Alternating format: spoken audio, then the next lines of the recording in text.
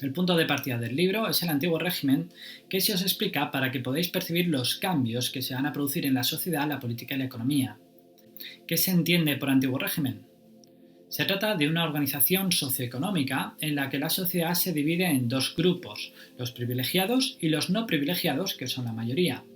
Dentro de los privilegiados distinguimos dos estamentos, el clero y los nobles, que son los dueños de las tierras que trabajan los campesinos del tercer estado, que representan casi el 90% de la población total y que se encuentran sometidos a sus señores, que al fin y al cabo son los dueños de las tierras que trabajan. Aparte de los campesinos, dentro de los no privilegiados del tercer estado, había gente que se ganaba la vida realizando manufacturas, los artesanos, o intercambiando cosas, los comerciantes. Estas gentes vivían en ciudades, denominadas burgos, por lo que recibían el nombre de burgueses. A diferencia de los campesinos, que en su inmensa mayoría eran analfabetos, los burgueses, conscientes de lo necesario de una educación suficiente para hacer prosperar sus negocios, tuvieron mucho cuidado en mandar a sus hijos a las escuelas y universidades, por lo que no es de extrañar que fueran los burgueses los que se percataran de lo injusto de la división de la sociedad en estamentos privilegiados y no privilegiados, a los que básicamente se pertenecía por nacimiento. Respecto al poder político en el antiguo régimen, la idea general es que Dios había elegido al rey, por lo que la legitimidad para ejercer el poder la tenía el rey. Ir en contra del rey era ir en contra del propio Dios, por lo que los reyes llegaron a tener un poder prácticamente absoluto sobre sus súbditos. A finales del siglo XVIII, este sistema comienza a resquebrajarse debido a un cambio en las mentalidades. Si el siglo XVII había sido el siglo de la revolución científica que había sometido a análisis las diversas posturas científicas consideradas desde antiguo como verdades absolutas, durante el siglo XVIII ese mismo proceso de análisis racional llevó a plantear mejoras higiénicas y de racionalización de varios aspectos de toda la sociedad. Es lo que se conoce como Ilustración. Hubo incluso monarcas absolutos que aceptaron algunos planteamientos de la Ilustración, lo cual sería conocido como despotismo ilustrado. Pero cuando los ilustrados comenzaron a plantear cuestiones peligrosas para el poder, como lo justo o no de la ordenación de la sociedad de acuerdo al privilegio, o si era lícito que un monarca tuviera el poder absoluto, los reyes trataron de acallar estas preguntas. Pero a pesar de estos intentos, las ideas acabaron por difundirse, especialmente en los ámbitos burgueses. Desde finales de la Edad Media, la burguesía había ido acumulando un gran poder económico. Había incluso burgueses con más dinero que algunos reyes. Pero veían que mientras ellos contribuían con sus impuestos a mantener el Estado, los nobles y el clero no pagaban impuestos a pesar de ser los dueños de la mayor parte de la riqueza de los reinos. En un ciclo revolucionario que arranca con la independencia de Estados Unidos en 1776, sigue con la Revolución Francesa y la Revolución Industrial y termina con tres grandes ciclos revolucionarios liberales en el siglo XIX, 1820, 1830 y 1848, se finiquita totalmente el antiguo régimen y se sientan las bases para nuestro mundo actual. De una sociedad estamental se pasará a una sociedad de clases basada en el dinero y no en el nacimiento. De una producción limitada y a mano se pasará a una sociedad industrial y mecanizada.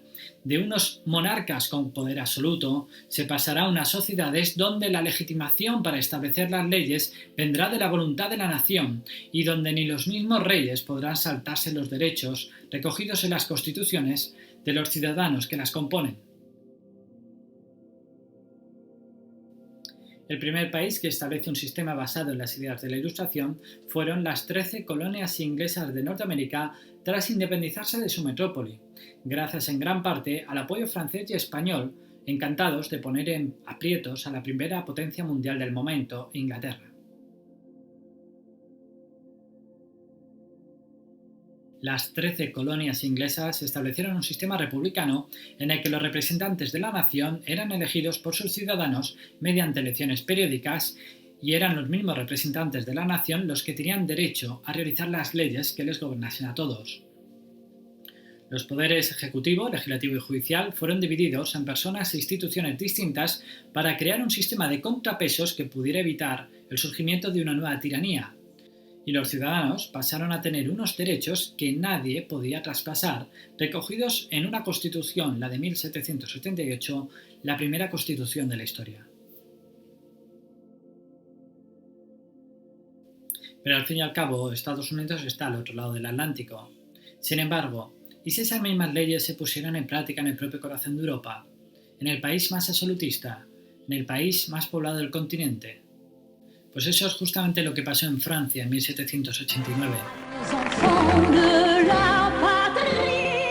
El rey, con la hacienda en quiebra tras años de déficits continuos debido a los derroches de la corte, el desgaste en guerras como la ayuda a los independentistas norteamericanos, el hecho de que los ricos no pagaban impuestos, etc., se vio en la necesidad de convocar a los tres estamentos, nobleza, clero y tercer estado, para pedirles dinero. Los nobles y el clero, considerando que podrían usar su tradicional voto por estamento para ampliar sus prerrogativas, estaban tranquilos ante la convocatoria.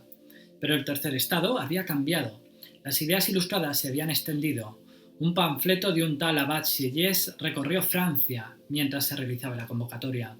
Un panfleto que decía algo así como que si mañana desaparecieran nobles y clero, el país seguiría igual, pero que si desapareciese el tercer estado, el país desaparecería con él, ya que eran la mayoría de la población y los que lo dotaban de los recursos necesarios para su mantenimiento. Sin embargo, ¿qué era entonces el tercer estado? El panfleto respondía: nada. Sin embargo, el tercer estado aspiraba a ser algo.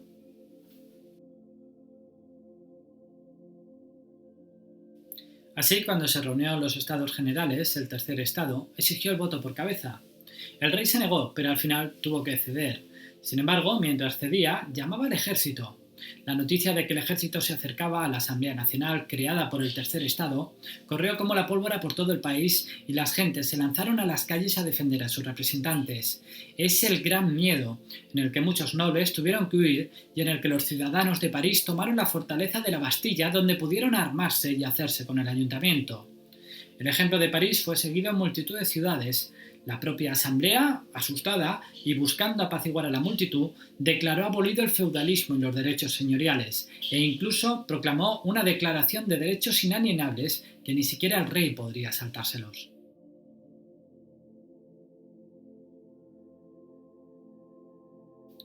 La Revolución Francesa tiene un recorrido muy serpenteante. Solo voy a indicar que enseguida se radicalizó. Los cronistas de la época decían que la guillotina no paraba en todo el día. Y este terror engendró otro de signo conservador al final. El propio Abad Sieyès, junto a otros, acabaría por ver bien que incluso un general del ejército se hiciera con el poder para estabilizar la situación. Ese general fue Napoleón.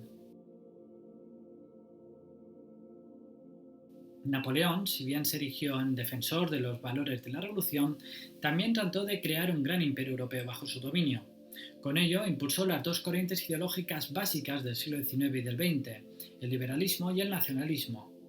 Por ejemplo, al secuestrar a los reyes españoles, propició que los españoles entraran en contacto con el gobierno representativo y parlamentario liberal, creando la primera Constitución española en 1812, donde se establecía claramente que era a la nación a la que correspondía el derecho exclusivo para hacer las leyes.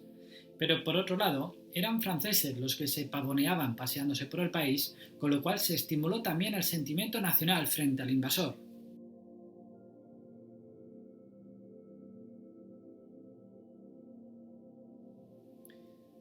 No vamos a hablar aquí de batallas, tan solo vamos a señalar que Napoleón finalmente fue derrotado y los reyes absolutos volvieron a los tronos, donde trataron de restaurar la situación previa de Europa a antes de la Revolución Francesa. Pero este intento de restaurar el antiguo régimen será imposible, ya que las ideas liberales, libertad frente a opresión del antiguo régimen y del nacionalismo, ya fuera de distintos territorios que volvían a unirse como en su antigüedad, como Alemania o Italia, o de territorios sometidos a otros que querían independizarse, por ejemplo, los griegos sometidos a los turcos o los húngaros sometidos al imperio austrohúngaro, estas ideas, como decía, se habían esparcido con fuerza por toda Europa y tras 3 ciclos revolucionarios, 1820, 1830 y 1848, quedará consolidada una nueva ordenación de la sociedad basada, como ya hemos visto, no en el privilegio, sino en la capacidad económica, con derechos inalienables, una organización representativa del poder, etc., que es como básicamente continuamos a día de hoy.